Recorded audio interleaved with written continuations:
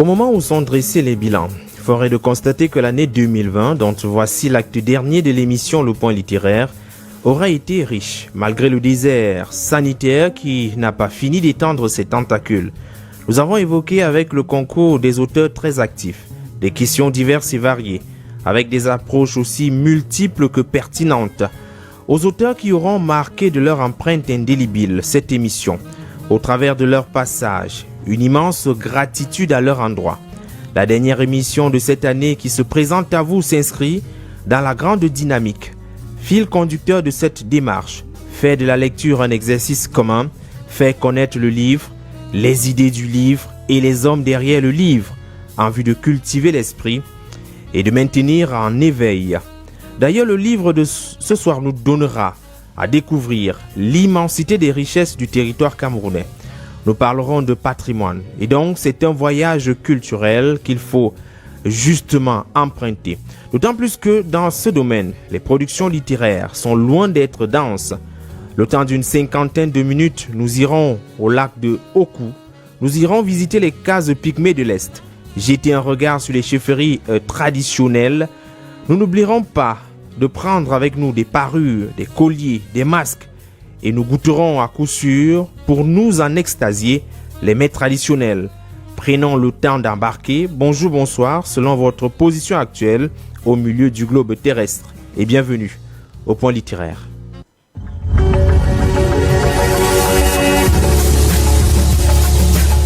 Pourquoi j'écris? Pour que la vie soit plus diverse. Pourquoi j'écris? Parce que c'est ce que je sais faire. Et parce qu'avec l'âge, de toute façon, les possibilités se raréfient. Quand j'ai écrit ce roman, j'écris tous les matins à partir de 7h30, 8h moins le quart, jusqu'à 9h30. On ne m'a pas donné de conseils en particulier pour écrire. Par contre, mon père m'a dit que j'en étais capable. Mais t'écris parce que t'as un truc à dire? Tout le monde écrit, mais tout le monde n'est pas écrivain. Pourquoi le devient-on? Comment le devient-on? D'où vient l'inspiration? Écrivain, écrivaine. Le Point littéraire, Jean-Jacques Foucault. Jean-Jacques Foucault. On connaît les écrivains à travers leurs œuvres, mais connaît-on leur univers? Les romanciers nous entraînent dans leur fiction, mais quelle est leur vie au quotidien? Ces acteurs contemporains nous livrent un témoignage de notre temps. Mais quels sont leurs sentiments? Pour sa 3e saison, le Point littéraire innove. C'est désormais jeudi à 21h sur Royal FM. Le Point littéraire, c'est une émission de littérature. Toute la littérature, ici, tous les genres, sous-genres et types d'écriture se rencontrent. Vous aurez droit à plus de découvertes de livres et d'auteurs. Ici, tous les genres littéraires et textes scientifiques se côtoient. Le Point littéraire, jeudi à 21h sur Royal FM. Prenez le rendez-vous. Nouvelle saison inédite avec Jean-Jacques Foucault. Jean-Jacques Foucault. On ne m'a pas donné de conseils en particulier pour écrire. Par contre, mon père m'a dit que j'en étais capable. Mais t'écris parce que t'as un truc à dire? Tout le monde écrit, mais tout le monde n'est pas écrivain. Pourquoi le devient-on? Comment le devient-on? D'où vient l'inspiration? Écrivain, écrivaine. Nouvelle saison inédite, jeudi à 21h sur Royal FM. Le Point littéraire, la première de couverture. La première de couverture.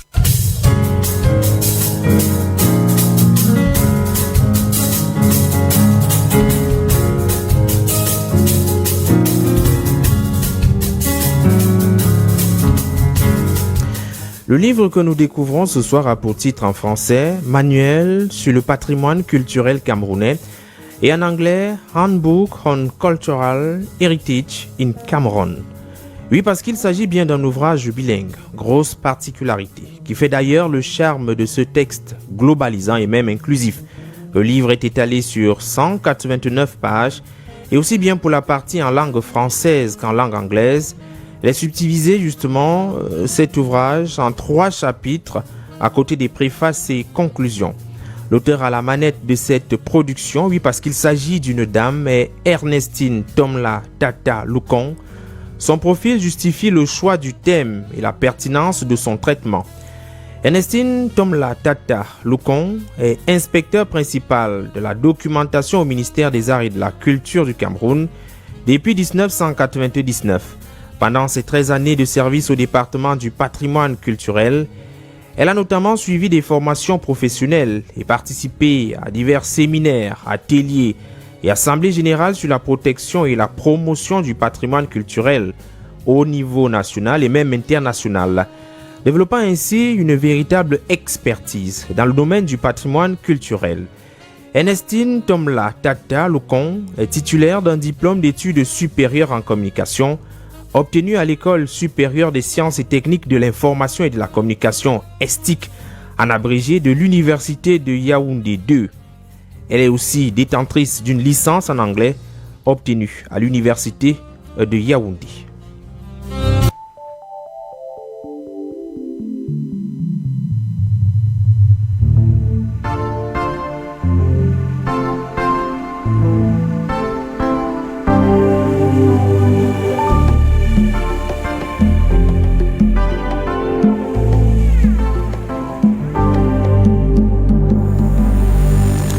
Accueillons à présent l'invité du soir. Ernestine Tomla Tata Lukong est avec nous. Bonsoir, chère dame.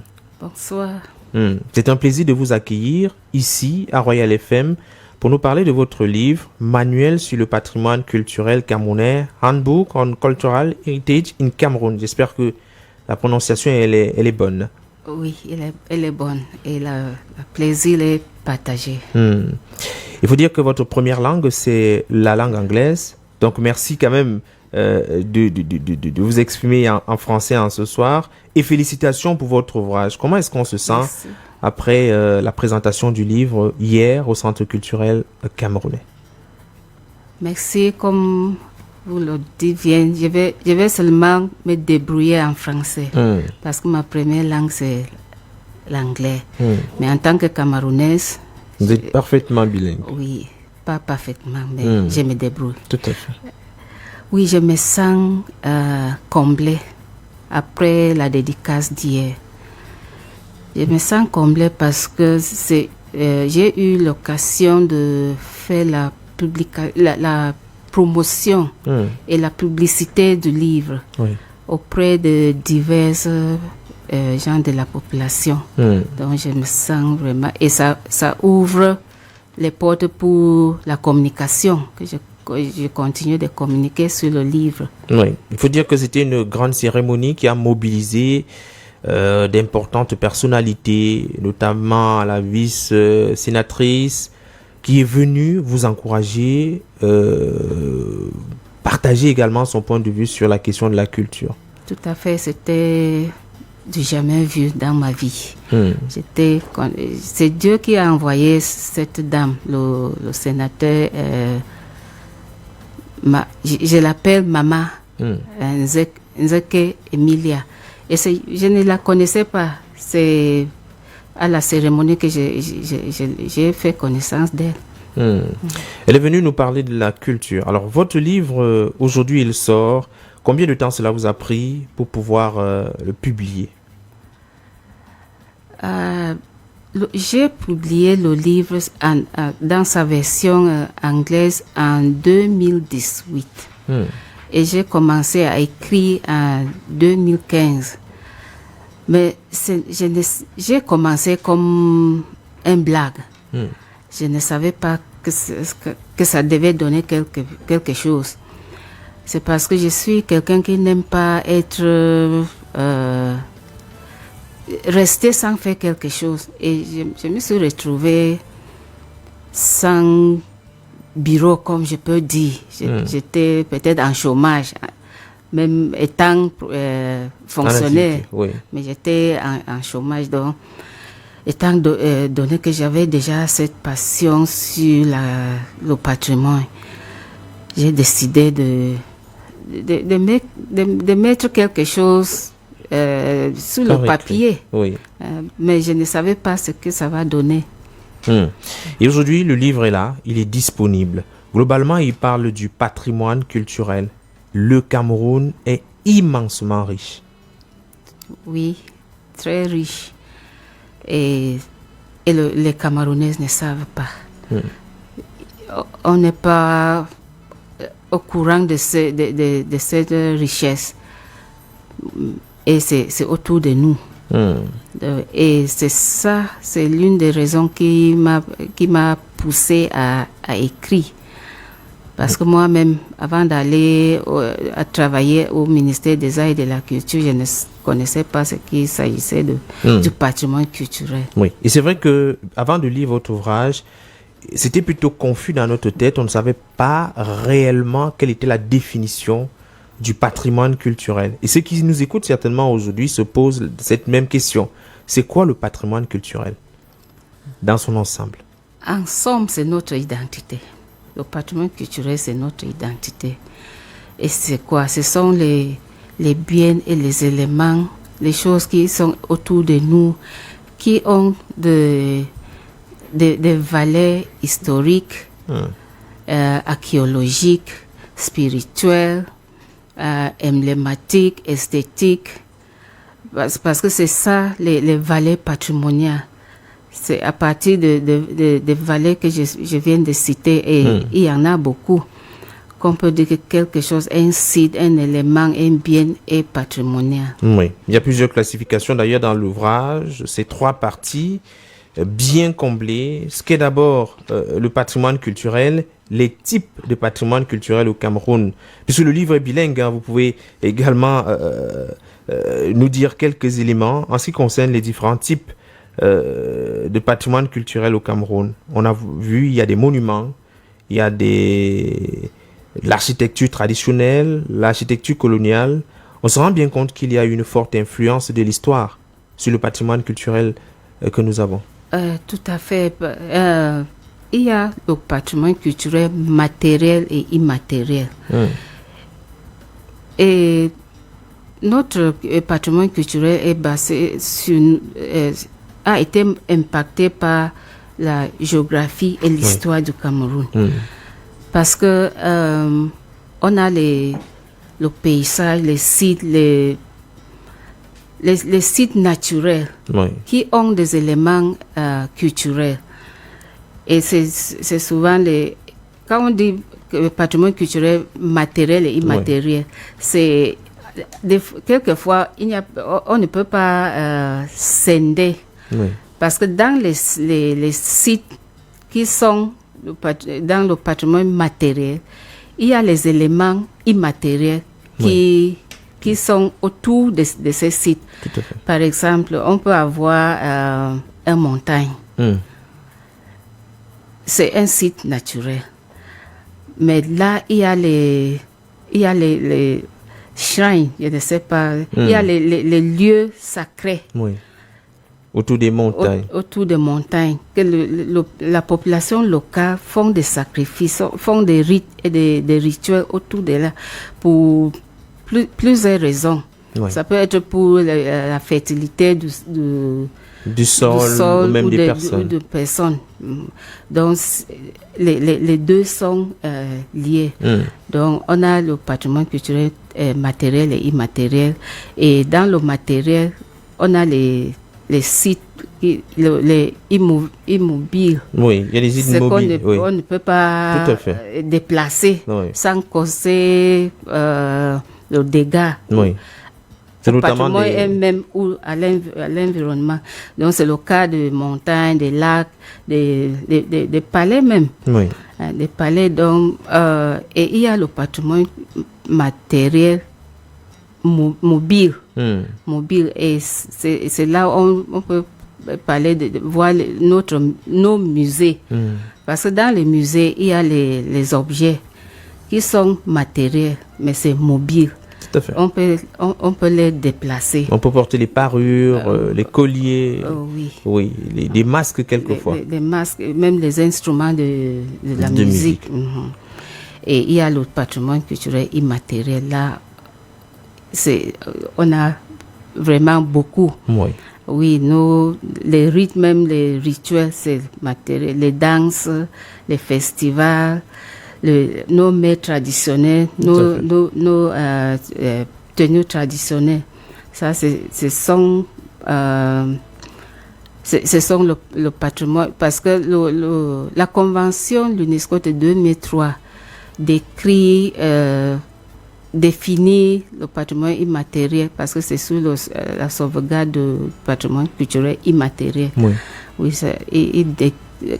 dans la définition du patrimoine culturel immatériel, ce sont les représentations, donc, y compris les objets utilisés. Donc, si on parle d'une danse, les instruments de danse, les pas de danse même, la technique, tout ça, c'est l'immatériel. Tout à fait.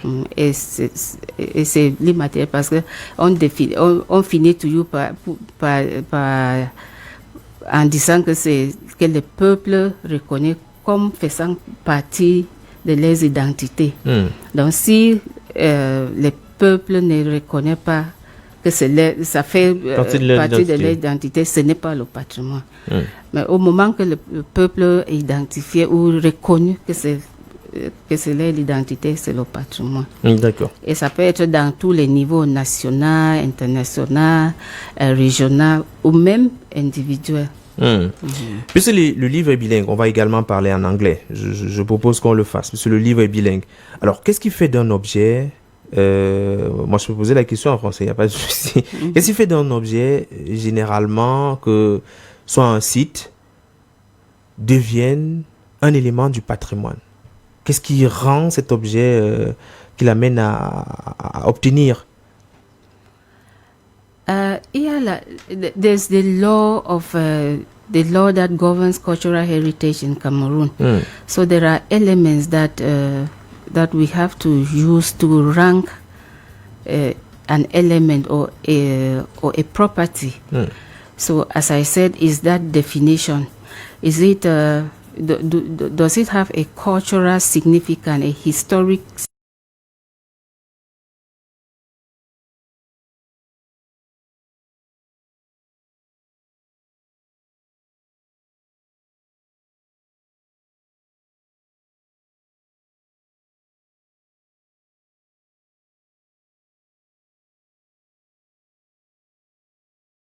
To know whether it is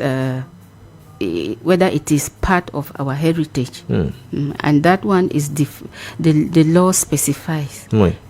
Dans les valeurs historiques, les valeurs archéologiques, c'est-à-dire des éléments qui prouveraient que des personnes vivraient ou auraient vécu bien avant sur un site bien précis. Donc c'était cet ensemble d'éléments-là. Oui. Et aujourd'hui, il faut valoriser, il faut promouvoir. Comment sensibiliser les gens pour leur amener à comprendre que ces lieux-là peuvent être mythiques, peuvent être considérés comme des patrimoines et que ce sont des lieux qui sont vendables?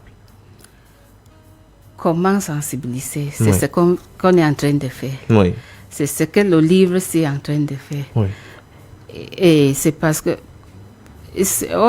on a des difficultés à connaître parce qu'on n'a pas la documentation. Il n'y a pas la documentation dans le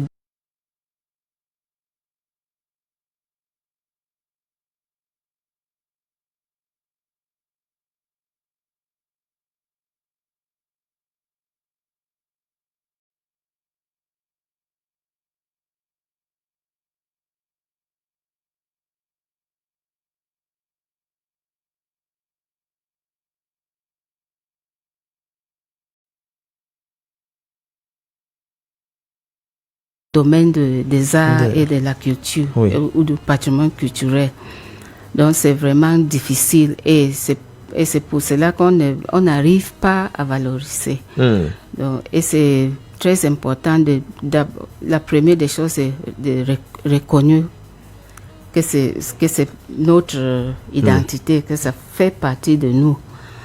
Donc, c'est un début. C'est un début et le média a un rôle très énorme à jouer dans ce sens. Le média, parce que le livre aussi, les documents, mais c'est vrai qu'on dit que les Camerounais ne lisent pas. C'est pour ça que quand on arrive à écrire quelque chose comme ça, on ne peut pas passer à côté du média. Oui. Il faut venir en parler à la radio. Oui.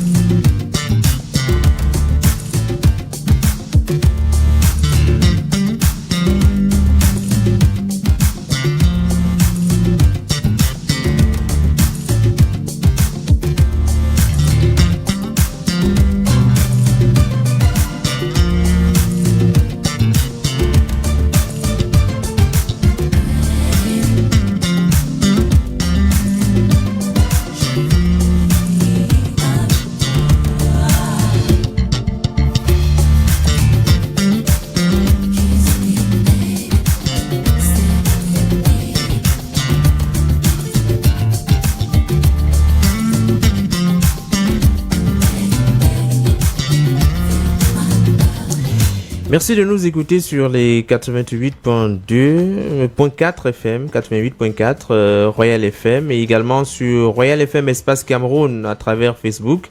On reçoit aujourd'hui Ernestine Tomla Tata Loukon qui nous parle du patrimoine culturel camerounais. Il y a un véritable combat à mener, il y a une véritable démarche à entamer. On a pu savoir un peu plus sur d'abord ce qu'est le patrimoine culturel véritablement, les différents types. Mais il y a un second chapitre qui nous intéresse dans cet ouvrage. On parle de la protection. Pourquoi protéger le patrimoine culturel camerounais lorsqu'on l'a identifié? Alors, pourquoi le protéger aujourd'hui? Oui, merci. On doit protéger le patrimoine parce que c'est notre identité. Imaginez, souvent quand quelqu'un perd son porte-monnaie ou son portefeuille, même s'il y a 100 000, il dit souvent que il ne pleure même pas les 100 000 là, c'est parce qu'il y a sa carte d'identité dedans. Tout à fait. Oui. Donc c'est la même chose pour le patrimoine. On doit protéger parce que ça fait partie de nous. C'est une partie de nous. Et ça a beaucoup de choses à faire avec nous. Et notre esprit, en ce qui concerne le patrimoine, notre esprit est dans le patrimoine. On ne peut pas séparer le patrimoine de notre esprit, de notre bien-être. Oui. Et là-dedans, il y a les commémorations, il y a l'histoire, il y a suffisamment d'éléments qu'il faut absolument garder. Vous pensez que le patrimoine culturel n'est pas qu'esthétique? Il y a des éléments qui peuvent aider pour le développement du Cameroun. Oui. Si on protège, c'est d'abord pour le mémoire. Parce qu'on protège aussi les lieux qui nous rendent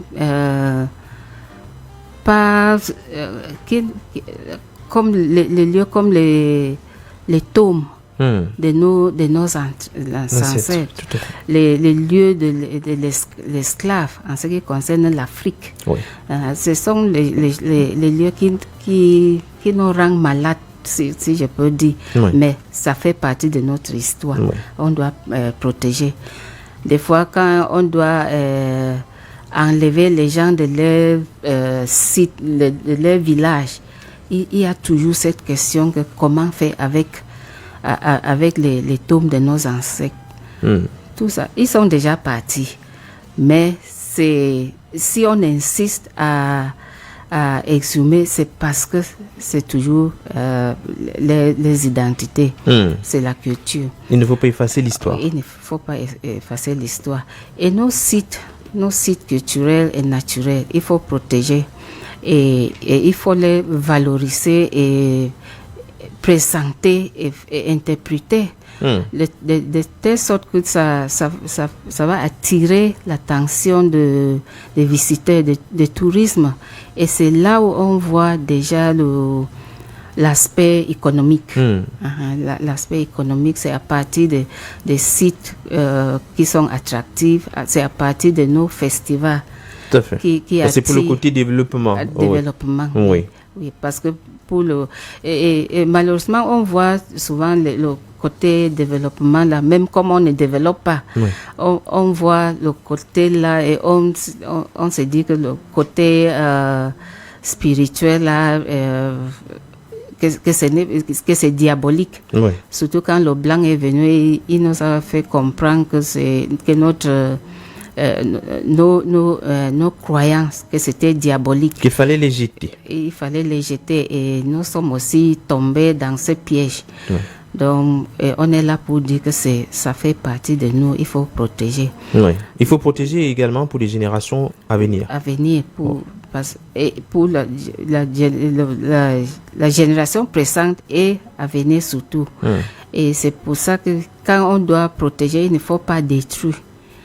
Il faut maintenir l'authenticité. Il faut que ça soit original pour que la génération future voit ce qui est authentique, comment c'était.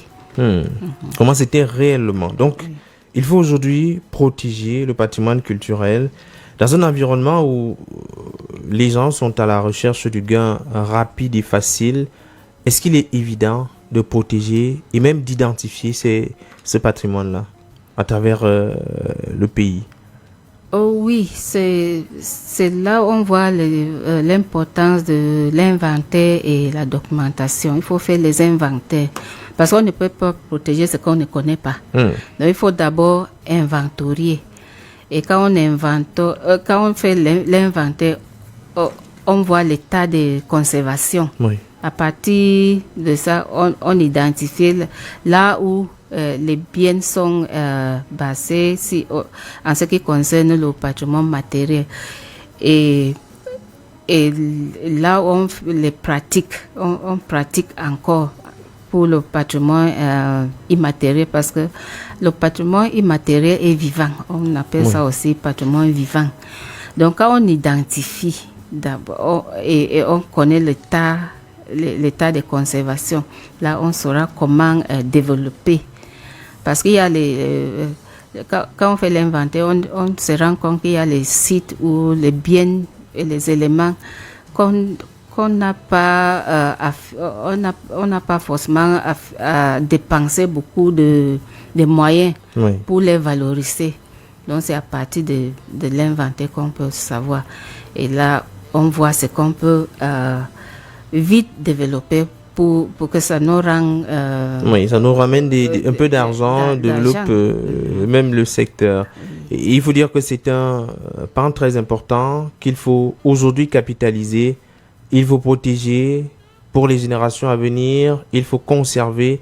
Et il y a même des méthodes. Vous avez parlé de l'inventaire qu'il faut absolument faire.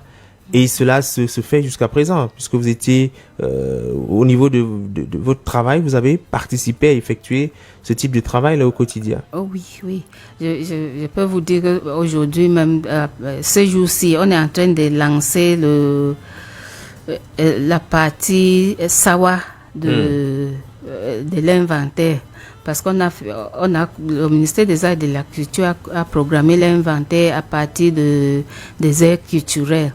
Donc, ce jour-ci, on est en train de faire le lancement pour le SAWA. Et on sait que SAWA, c'est la région du littoral et la région du sud-ouest. Il y a autant d'éléments que vous allez retrouver dans l'ouvrage. On va d'abord prendre une pause avec notre auteur. On reviendra parler des moyens, non seulement de restaurer, mais aussi de développer le patrimoine culturel camerounais, comment le vendre et surtout le vendre à qui. Mais pour le moment, on marque un temps d'arrêt avec cette rubrique. Le point littéraire, les classiques littéraires. Les classiques littéraires.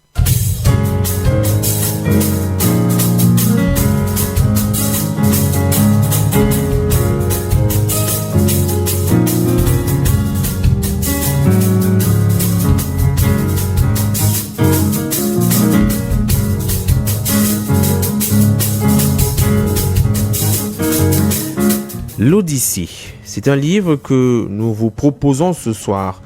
Homère, celui à qui est attribuée l'écriture de cette œuvre, est un grec, né au 8e siècle avant Jésus-Christ. Il est décédé dans le même siècle.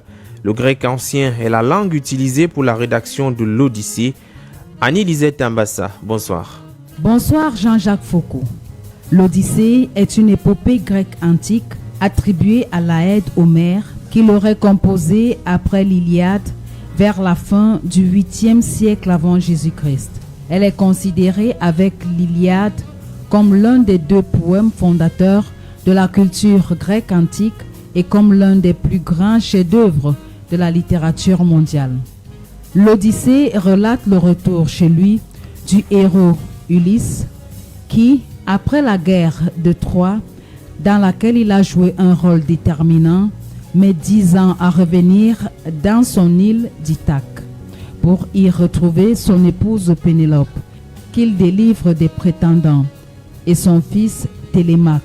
Au cours de son voyage sur mer, rendu périlleux par le courroux du dieu Poséidon, Ulysse rencontre de nombreux personnages mythologiques comme la nymphe Calypso, la princesse Nausicaa, les cyclopes, la magicienne Circé et les sirènes. L'épopée contient aussi un certain nombre d'épisodes qui complètent le récit de la guerre de Troie, par exemple la construction du cheval de Troie et la chute de la ville qui ne sont pas évoqués dans l'Iliade. L'Odyssée compte 12 109 hexamètres dactyliques répartis en 24 chants et peut être divisé en 3 grandes parties. La télémachie, chants 1 à 4, les récits d'Ulysse, chants 5 à 12 et la vengeance d'Ulysse, chants 13 à 24. L'Odyssée a inspiré un grand nombre d'œuvres littéraires et artistiques au cours des siècles et le terme Odyssée est devenu par antonomase un nom commun désignant un récit de voyage plus ou moins mouvementé et rempli d'aventures singulières. Homère, en grec ancien, Homéros ou otage, ou celui qui est obligé de suivre, est réputé avoir été un poète de la fin du 8e siècle avant Jésus-Christ. Il était simplement surnommé le poète par les anciens. Les 2 premières œuvres de la littérature occidentale, que sont l'Iliade et l'Odyssée, lui sont attribuées. Il est difficile de dire aujourd'hui si Homère a été un individu historique ou bien une identité construite, un personnage conceptuel, et s'il est bien l'auteur des 2 célèbres épopées qui sont au fondement de la littérature occidentale. D'où les enjeux de la question homérique, même si les savants modernes croient à un personnage inventé. Cependant, plusieurs villes ioniennes, Chios, Smyrne, Cimée ou encore Colophon, se disputaient l'origine de l'Aède et la tradition l'individualisait en répandant qu'Homère était aveugle. La place d'Homère dans la littérature grecque est tout à fait majeure puisqu'il représente à lui seul le genre épique à cette période.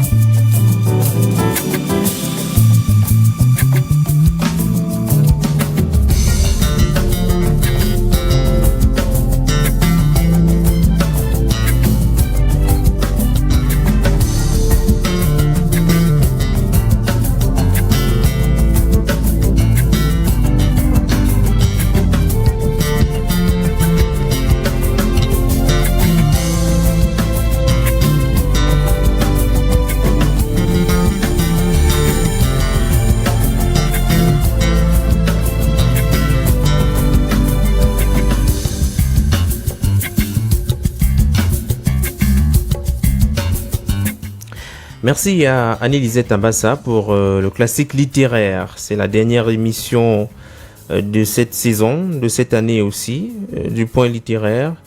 Avec beaucoup de plaisir, on partage ce moment encore avec vous. Aujourd'hui, on l'a dit, on parle du patrimoine culturel du Cameroun. Et il faut véritablement valoriser le patrimoine culturel camerounais. Le livre du jour de Ernestine Tomlatata Lukon nous convoque et nous invite à faire davantage attention à notre patrimoine culturel, qu'il soit matériel ou immatériel. C'est une richesse immense. Avant de reparler du livre, peut-être poser quand même une question à l'auteur. Est-ce que vous avez eu, avant de vous mettre à la rédaction d'un livre, eu des auteurs qui vous auraient marqué, qui vous ont amené ou donné envie d'écrire?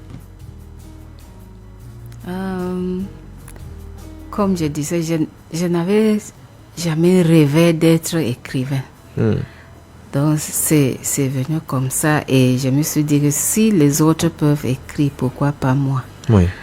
Parce que je me dis qu'il suffit d'avoir la qualité de pouvoir écrire, parce que ce n'est pas tout le monde qui peut écrire. Donc comme je suis allée à l'école et je peux écrire, moi aussi j'ai décidé d'écrire. Oui. Parce que j'admirais toutefois les articles dans les journaux, dans les magazines, mais pas le livre. Donc au quotidien, il vous arrivait de lire des articles de presse ici et là? Oui. Et donc, vous avez quand même une formation qui n'est pas très loin quand même du journalisme. Vous êtes à l'ESTIC, vous avez un diplôme en communication. On se serait attendu à peut-être dans une rédaction ou... Ma spécialité à l'ESTIC, c'était la documentation. Donc, avec vocation de garder, d'arranger les livres, mais pas d'écrit. Pas d'écrit.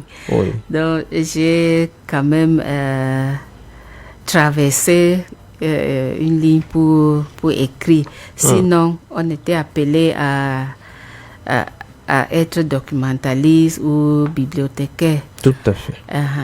Mais quand on me recrute au ministère des Arts et de la Culture, on m'affecte à la direction du patrimoine culturel.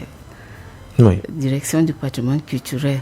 Et c'est là où je commence à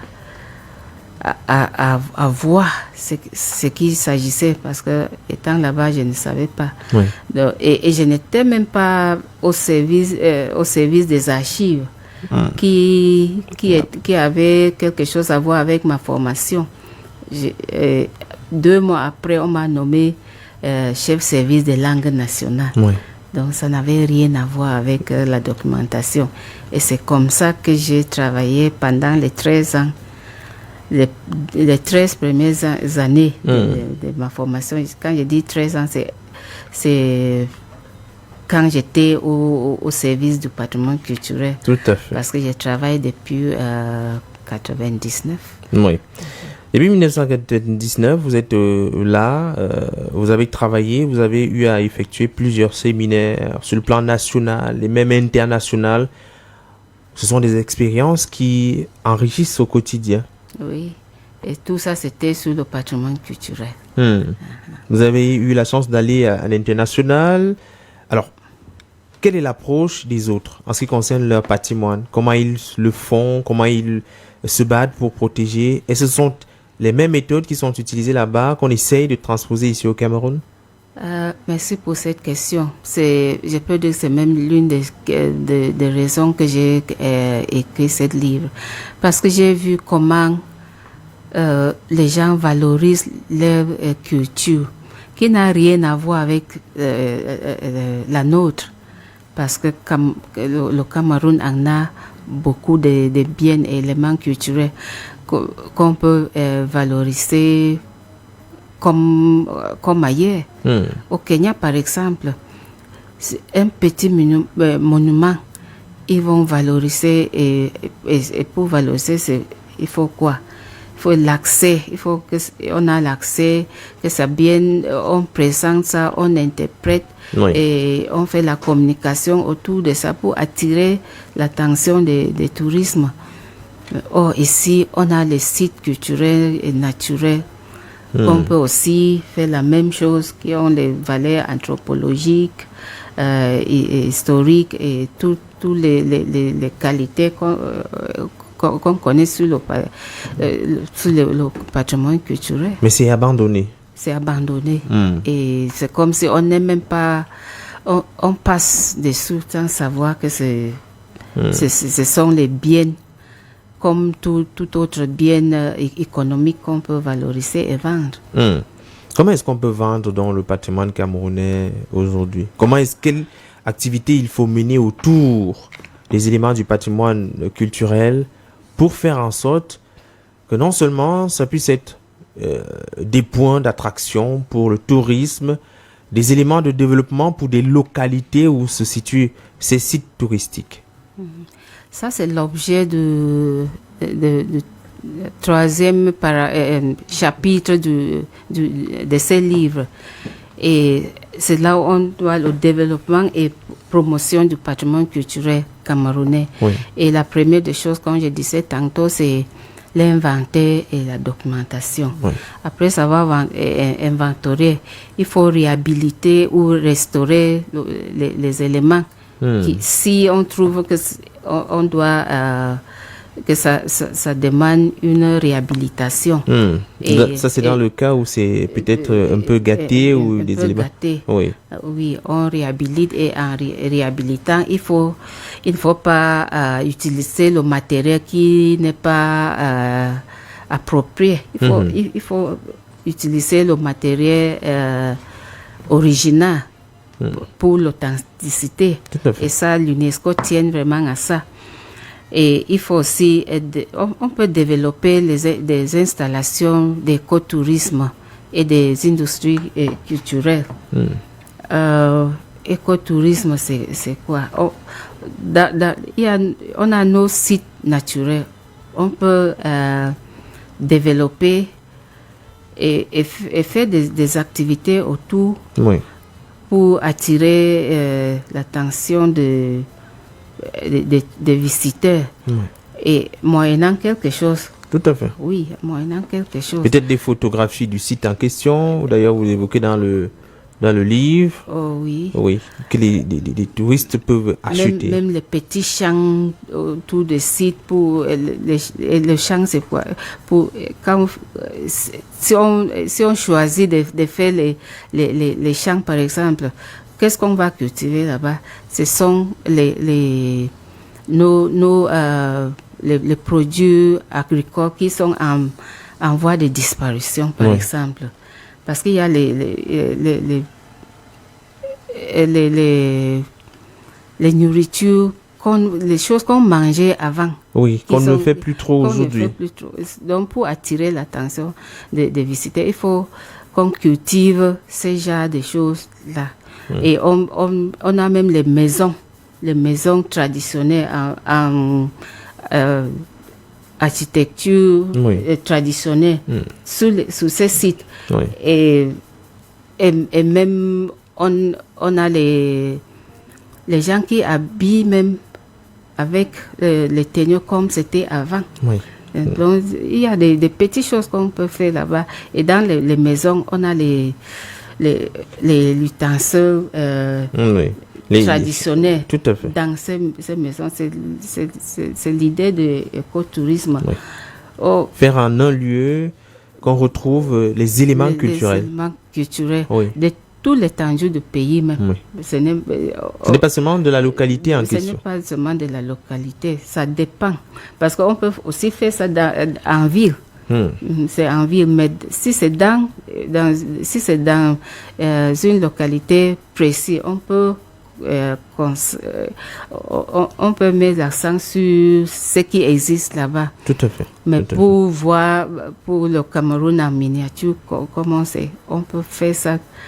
Que si quelqu'un visite un site, il peut avoir l'expérience de tout le Cameroun. Tout à fait. Il faut créer ces sites-là. Créer ces sites. Il faut même construire les musées et les galeries pour protéger, pour exposer le patrimoine, les biens mobiles. Oui. Ça, c'est pour le patrimoine tangible, mais mobile. Oui. Il y a beaucoup de musées au Cameroun où c'est juste de nom. Parce qu'il y a effectivement des musées, même des privés ont des musées à Yaoundé et dans d'autres localités. Oui, il y a des musées privés et les musées royaux dans les palais. Mais malheureusement, ce n'est pas bien conservé.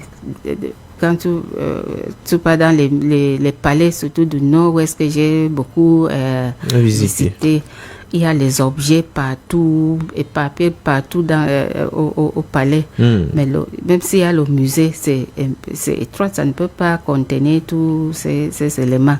Oui. Et ce qui est curieux ou intéressant dans les musées royaux, c'est qu'il y a les objets qui sont encore vivants. Oui. C'est-à-dire les objets qu'on prend dans le musée pour utiliser pour faire les sacrifices, pour les rituels. Et là, ce n'est pas donné à tout le monde de toucher. Donc, et ça enrichit le patrimoine. Et là, il faut enlever ça du palais royal à quelque part comme le musée national. Il faut faire des rites pour enlever ces pouvoirs. Tout à fait. Pour que ce soit un objet qu'on peut transporter. Oh oui. Où tout le monde peut également regarder. Oui. Il y a ces éléments-là. Oui. Et on peut aussi enregistrer on fait les enregistrements audiovisuels du patrimoine culturel immatériel. Parfois les danses. Les pratiques, les initiations. Oui, tout à fait. Oui, on peut enregistrer. Pour ne pas perdre. Pour ne pas perdre. Oui. Parce qu'il y a les danses qui sont déjà disparues parce qu'il n'y a plus les gens qui peuvent jouer les instruments, oui. Ou même les pas de danse. Tout à fait. Donc, il faut enregistrer pour que si demain, il n'y a plus les gens, on peut regarder à partir des vidéos tournées. Oui, il y a autant de choses. Oui, et la publication des ouvrages comme des études scientifiques sur le patrimoine culturel, c'est autant de choses qu'on peut faire pour valoriser, pour développer le patrimoine, sans oublier l'organisation des festivals. Oui, il le faut. Quand c'est le festival, on a beaucoup de choses. On expose tout le patrimoine, le mobile, le tangible, tant les intangibles. Oui. Oui. Donc il faut trouver des moyens autour d'un festival de présenter l'ensemble des éléments culturels, soit de la région, soit sur le plan national. Oui. Et on a vu plusieurs événements, festivals organisés à Yaoundé par exemple, autour du FENAC, ou oui, pour valoriser parfois les langues ou alors la culture camerounaise dans l'ensemble. Oui, en dehors de ça, c'est le ministère qui organise. Et les ethnies ou les tribus sont appelés aussi à organiser les festivals. Et on en a beaucoup. Oui. Il y a le Ngonso, il y a Ngondo, Chatang, beaucoup de festivals. Oui. Et il y a une pratique aussi qui est intéressante, qui est à encourager, comme Tokna Masana, parce qu'il y a les Tokna Masana partout, même au Tchad et dans d'autres pays. Oui. Ils organisent le festival Tokna Masana en groupe.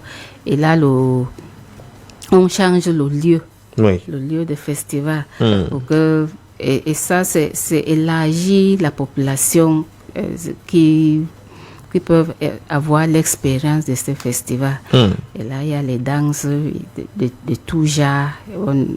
On expose les objets de tous les métiers qui est dans les arts et dans l'artisanat. Les arts. Dans le livre, vous faites savoir, et c'est d'ailleurs même une conclusion forte, qu'il faut investir dans le patrimoine culturel camerounais.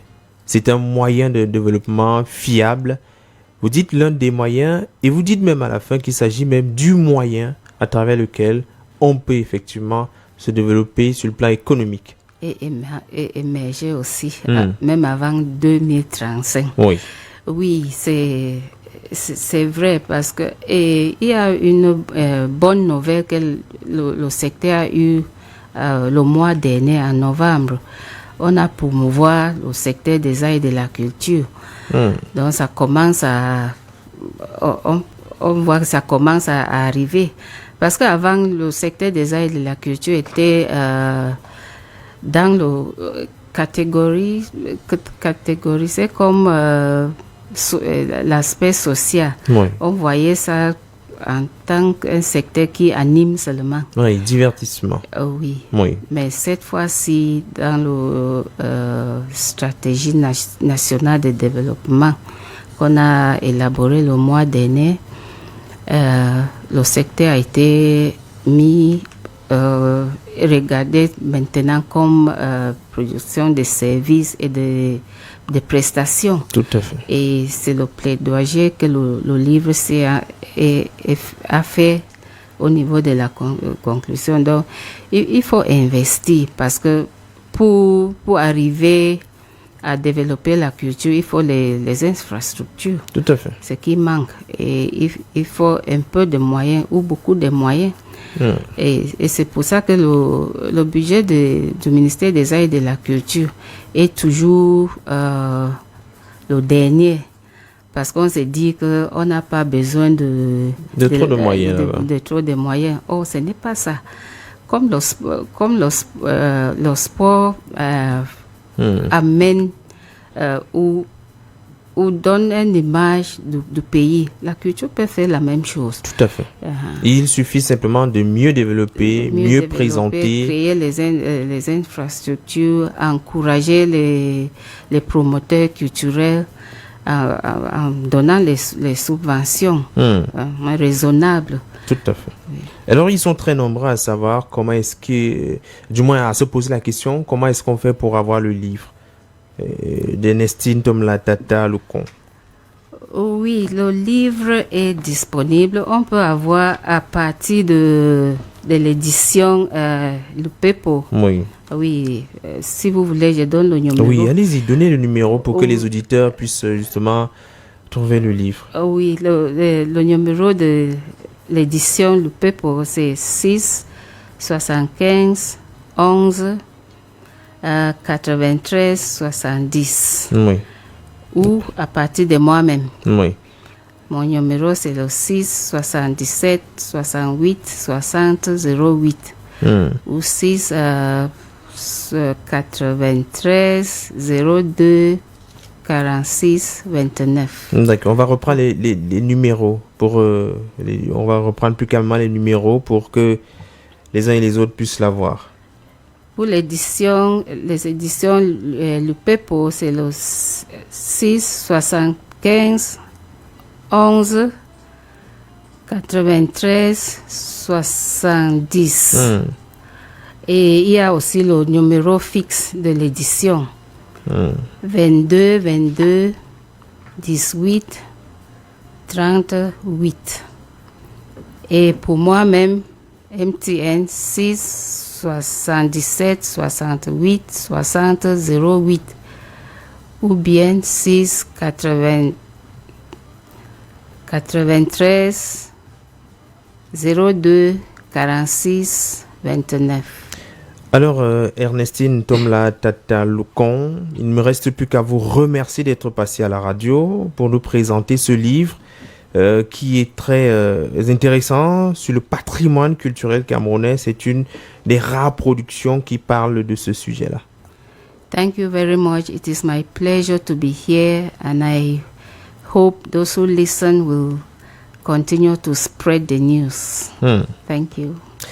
Mesdames et messieurs, c'était un plaisir de vous avoir servi au cours de cette année 2020. Le rendez-vous est pris pour l'année 2021 avec certainement plus d'auteurs, avec plus de lectures.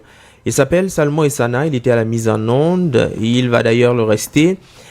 À la régie d'antenne, Carole Prudence Tientieux, coordination centrale, Roger Kiek de Kiki, supervision générale, le reverend pasteur Emmanuel Noël Bissaï. Mesdames et messieurs, bonne soirée. Le Point littéraire, une émission préparée et présentée par Jean-Jacques Foucault.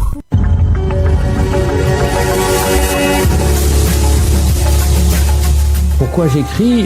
Pour que la vie soit plus diverse. Pourquoi j'écris? Parce que c'est ce que je sais faire. Et parce qu'avec l'âge, de toute façon, les possibilités se raréfient. Quand j'ai écrit ce roman... Et j'écris tous les matins, à partir de 7h30, 8h moins le quart, jusqu'à 9h30. On ne m'a pas donné de conseils en particulier pour écrire. Par contre, mon père m'a dit que j'en étais capable. Mais t'écris parce que t'as un truc à dire? Tout le monde écrit, mais tout le monde n'est pas écrivain. Pourquoi le devient-on? Comment le devient-on? D'où vient l'inspiration? Écrivain, écrivaine. Le Point littéraire, Jean-Jacques Foucault. Jean-Jacques Foucault. On connaît les écrivains à travers leurs œuvres, mais connaît-on leur univers? Les romanciers nous entraînent dans leur fiction, mais quelle est leur vie au quotidien? Ces acteurs contemporains nous livrent un témoignage de notre temps. Mais quels sont leurs sentiments? Pour sa 3e saison, le Point littéraire innove. C'est désormais jeudi à 21h sur Royal FM.